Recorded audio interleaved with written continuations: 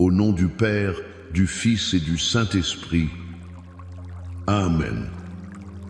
Bonjour ma famille, bonjour à toi qui te connectes en ce moment même. Que la paix de Dieu qui surpasse toute intelligence inonde ton cœur, ta maison, ton esprit. Avant même de commencer, je veux que nous prenions un instant pour nous placer sous la protection divine. Père éternel, au nom puissant de Jésus-Christ de Nazareth, nous venons devant ton trône de grâce. Nous te remercions pour ce jour, pour le souffle de vie, pour l'opportunité de nous réunir virtuellement comme un seul corps en Christ. Seigneur, en cet instant, je déploie sur chaque personne qui écoute, sur chaque foyer représenté, la couverture du sang précieux de l'agneau.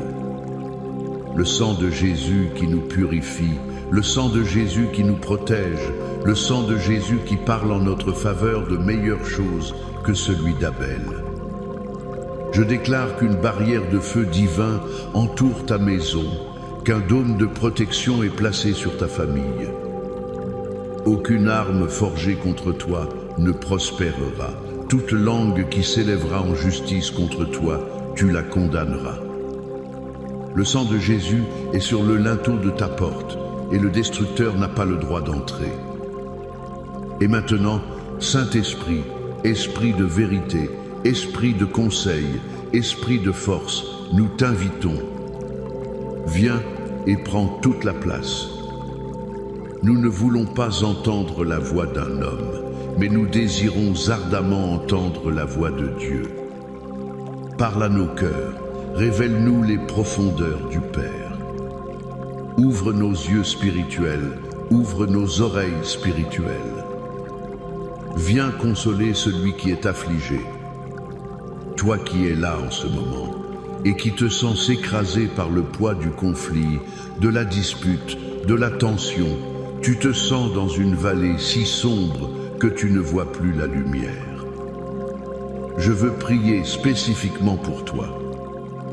La Bible nous dit dans 2 Timothée, au chapitre 1, verset 7, « Car ce n'est pas un esprit de timidité que Dieu nous a donné, mais un esprit de force, d'amour et de sagesse. » En cet instant, au nom de Jésus, je brise l'emprise de l'esprit de peur qui est venu avec ce conflit. La peur de l'avenir, la peur de la confrontation, la peur de la perte, la peur de l'abandon. Je commande à cet esprit de te lâcher maintenant. Et je libère sur toi l'esprit de force pour tenir ferme, l'esprit d'amour pour répondre à la haine par la grâce, et l'esprit de sagesse pour savoir quand parler et quand te taire. Reçois ta délivrance maintenant, au nom de Jésus. Avant de plonger dans la parole, ma famille prophétique, je veux te demander une chose. Si tu es béni par ce ministère, aide-nous à répandre cette lumière. Clique sur le bouton j'aime.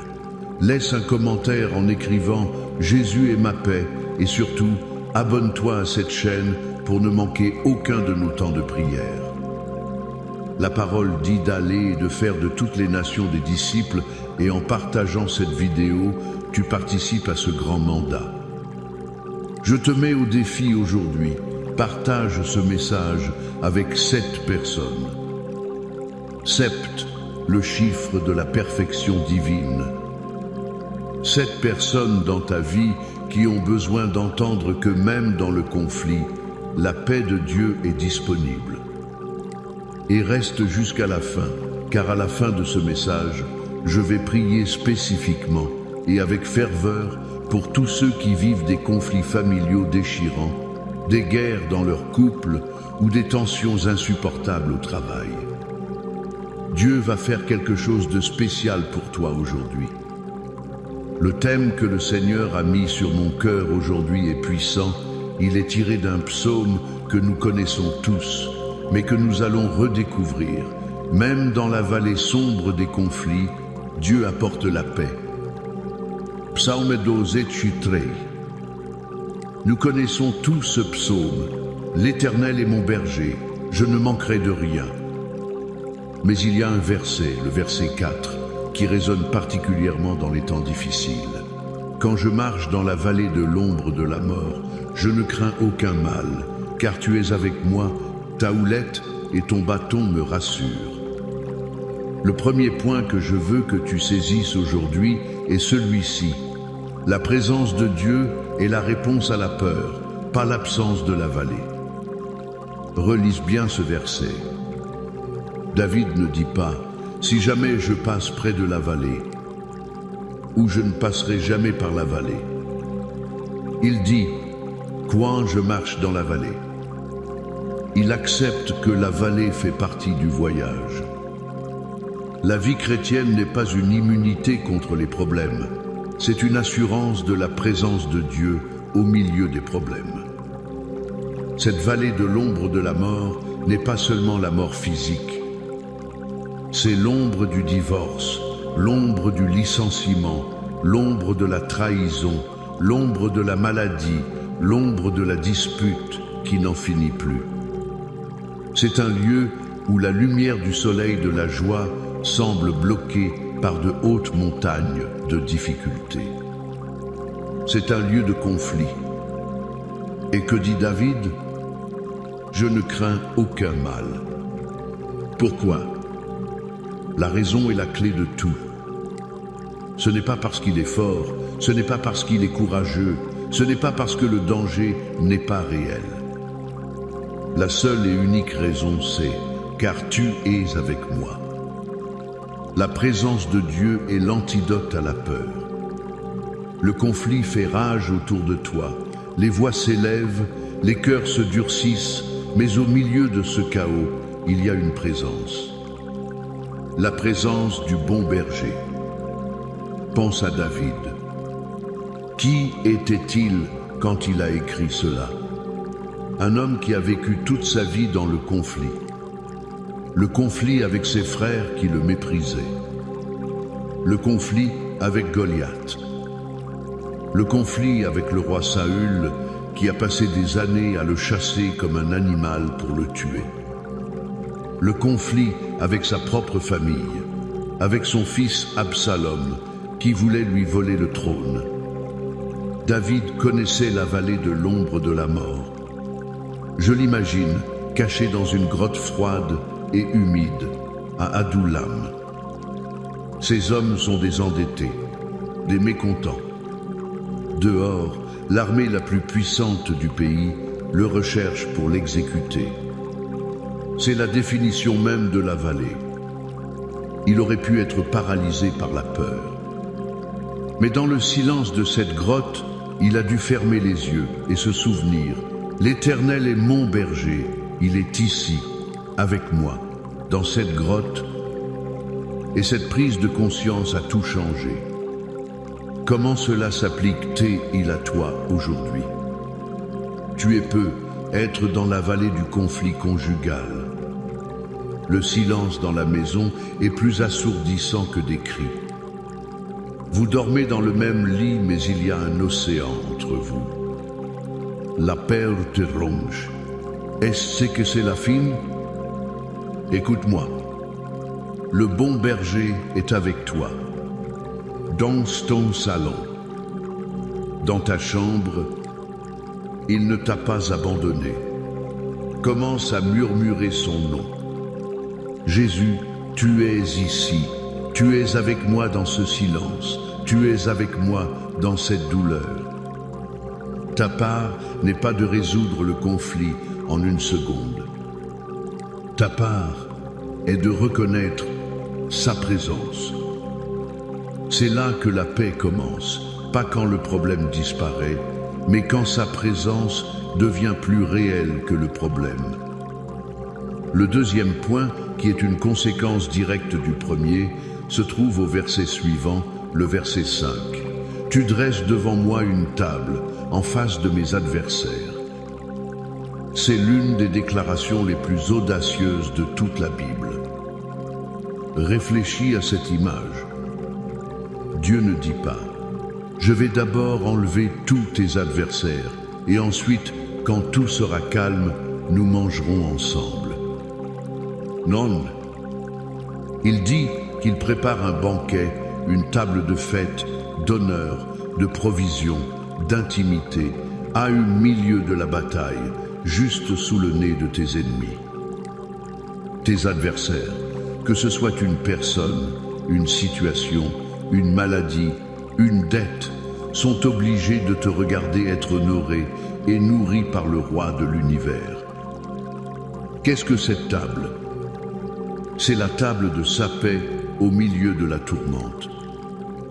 C'est la table de sa joie quand tout te pousse à pleurer. C'est la table de sa provision quand les finances sont au plus bas. C'est la table de sa faveur quand les gens te critiquent.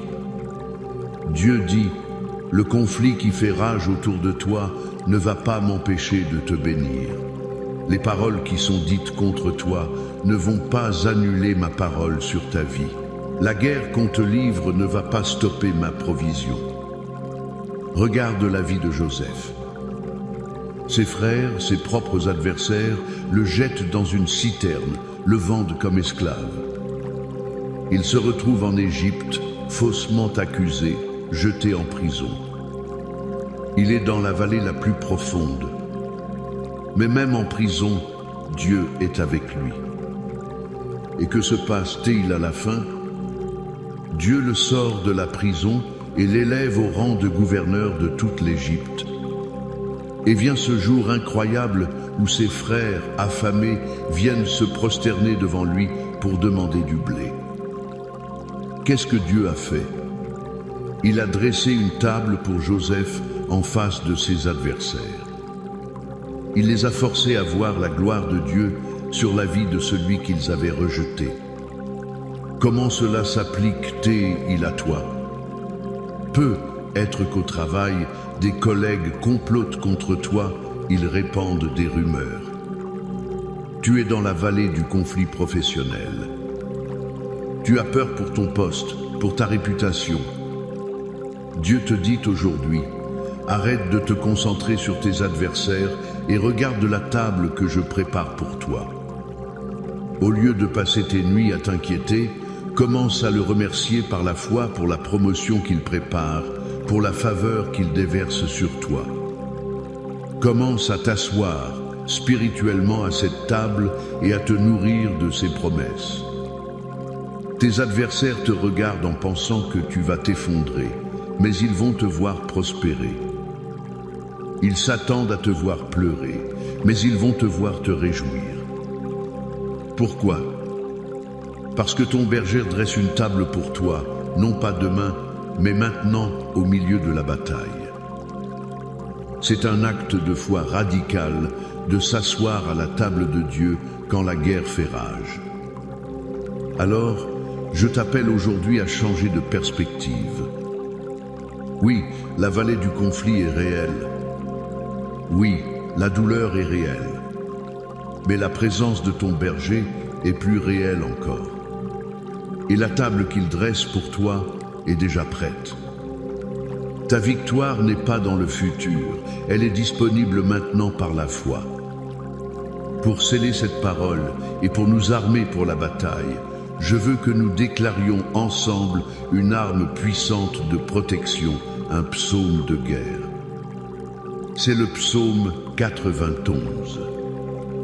Je vais le lire, et là où tu es, reçois chaque parole comme un bouclier sur ta vie. Déclare-le avec moi dans ton cœur.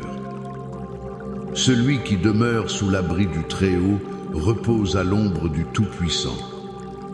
Je dis à l'Éternel, mon refuge et ma forteresse, mon Dieu en qui je me confie. Car c'est lui qui te délivre du filet de l'oiseleur, de la peste et de ses ravages. Il te couvrira de ses plumes, et tu trouveras un refuge sous ses ailes. Sa fidélité est un bouclier et une cuirasse.